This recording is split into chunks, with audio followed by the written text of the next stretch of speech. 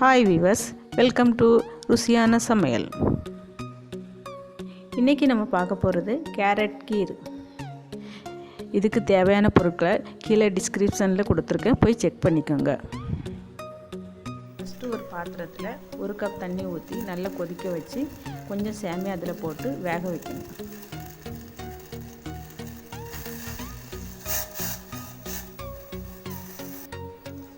வேக வச்ச சேமியாவை ஃபில்ட்ரு பண்ணணும்.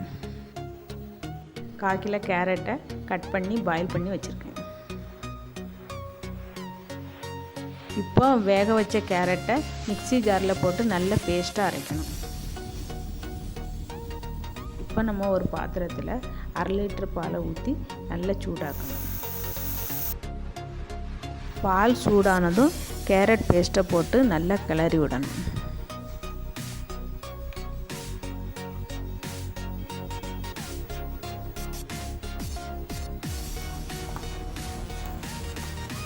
ஸ்டவ்வை சிம்லேயே வச்சுக்கோங்க. இப்போ அது கூடவே 3/4 கப்பு சர்க்கரை போட்டு நல்லா கிளறி விடணும்.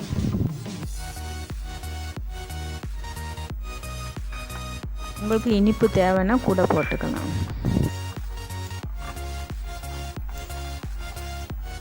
வேக வச்ச சேமியாவை அதில் போட்டு மிக்ஸ் பண்ணி விடணும்.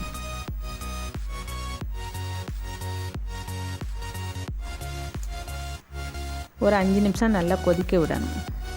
தட்டி வச்சுருக்க ஏலக்காவும் லைட்டாக வறுத்து வச்சுருக்க முந்திரி பருப்பையும் அதில் போடணும்.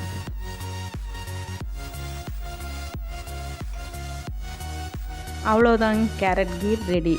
இப்போ உங்களுக்கு தேவைன்னா ஃப்ரிட்ஜில் வச்சு குடிக்கலாம்.